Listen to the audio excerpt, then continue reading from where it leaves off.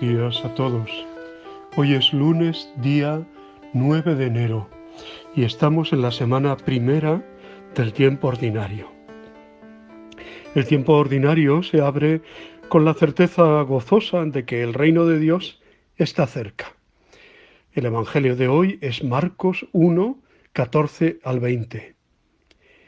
Es aquí, en medio de los vaivenes de la vida cotidiana, donde el Señor nos llama a creer en Él, a convertirnos y a seguirle sin demora.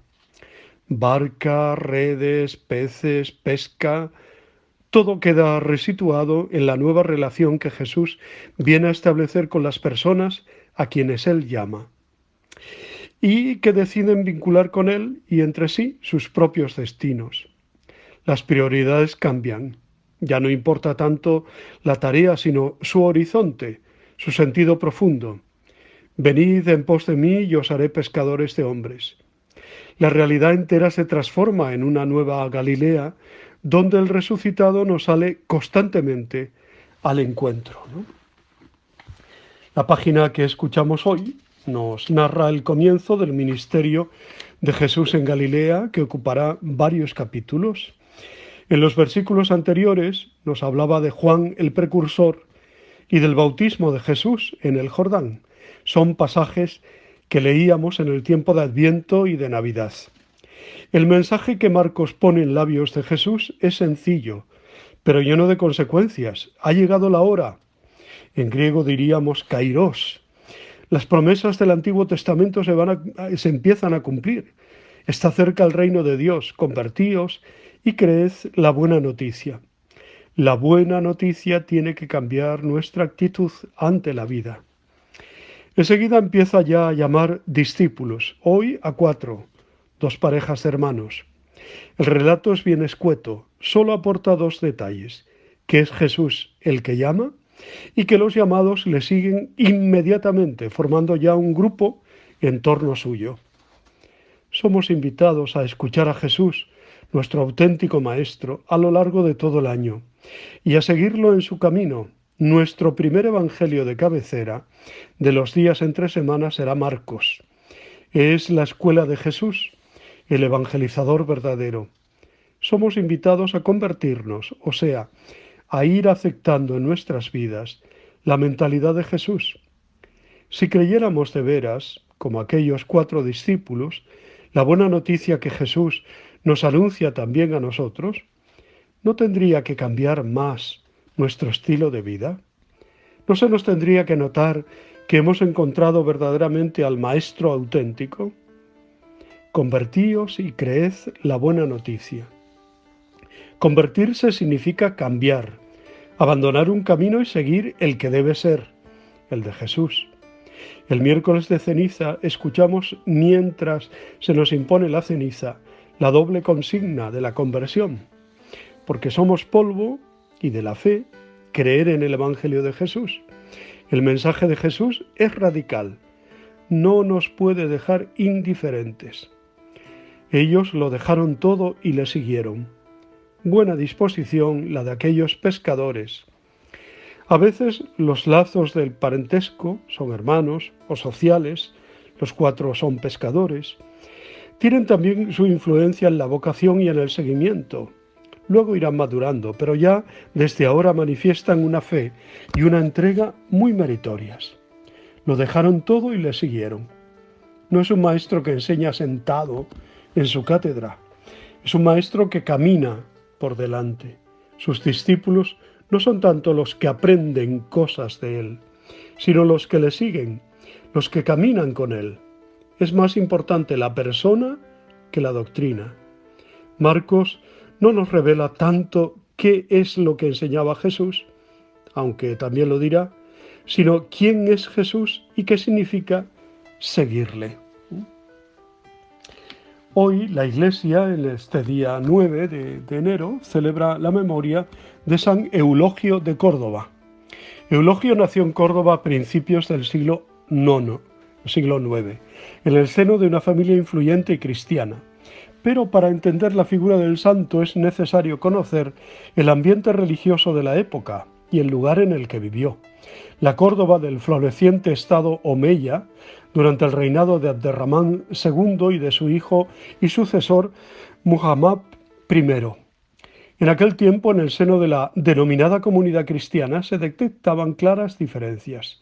Por un lado, había un sector mayoritario de fieles que, aun permaneciendo en el seno de la cristiandad, se adaptaron a las circunstancias, pagando los impuestos e integrándose en la sociedad, con lo que se contaminaron también religiosamente, y un grupo minoritario de cristianos que, como reacción a los anteriores, llevaron la ortodoxia hasta las últimas consecuencias, propiciando un movimiento de claras connotaciones apocalípticas y de ataque abierto al Islam.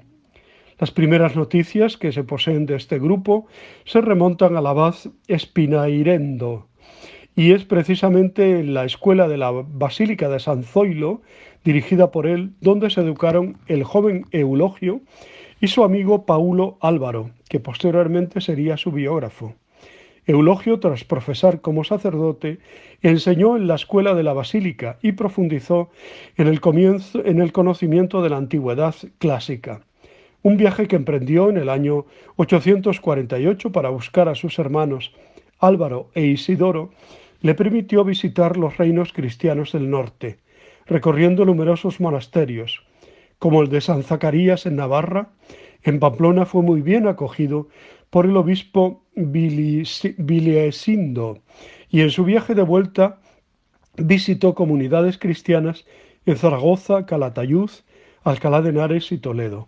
Este periplo le permitió llevar a Córdoba, a su regreso hacia el año 845, un lote de libros latinos de gran interés, entre los que se encontraban obras de Helio Donato, Porfirio, Virgilio, Juvenal, Horacio, Avieno, San Agustín y otras muchas que no se encontraban en el Al-Ándalus. Eulogio restauró los estudios de lengua y de literatura latina desde su escuela y en los monasterios. El conflicto de los mártires voluntarios comenzó en el año 850, con la muerte del sacerdote perfecto, lo que provocó un estado de indignación entre los cristianos ortodoxos, que comenzaron a presentarse en grupo o individualmente ante las autoridades musulmanas buscando el martirio.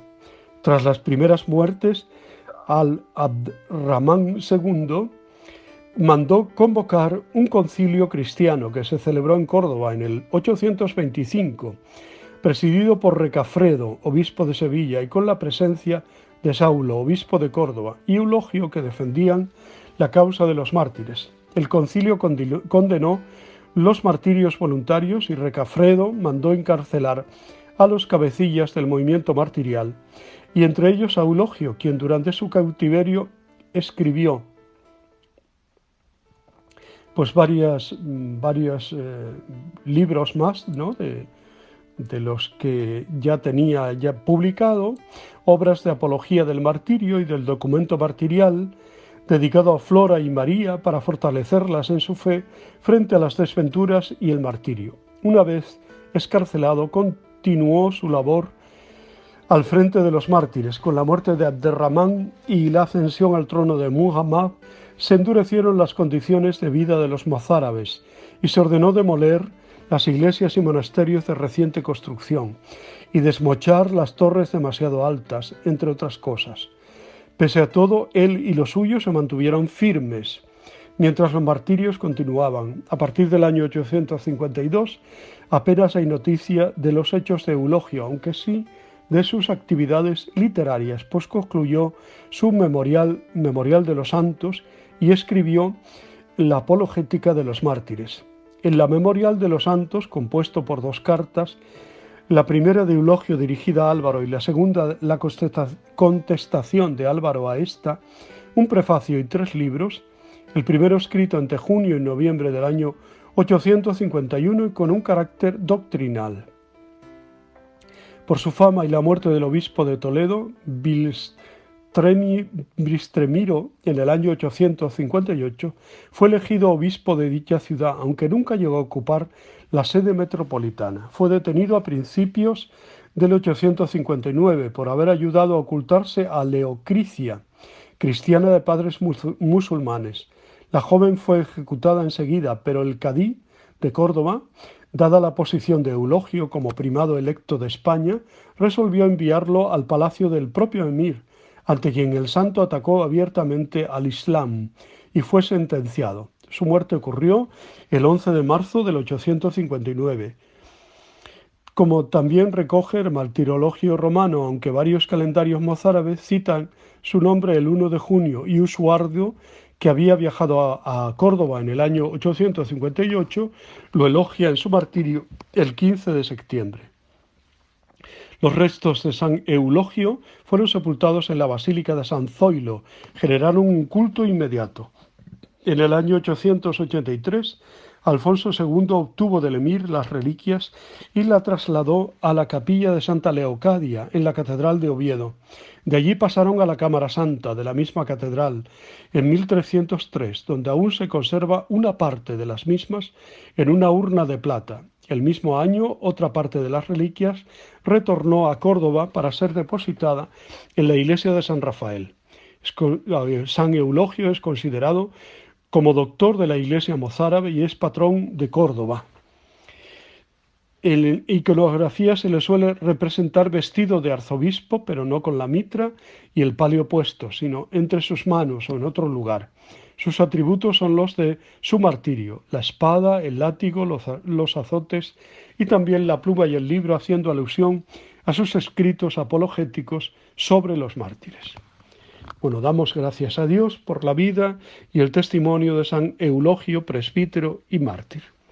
Os deseo muy buen día, os abrazo y os bendigo en el nombre del Padre, del Hijo y del Espíritu Santo. Os quiero.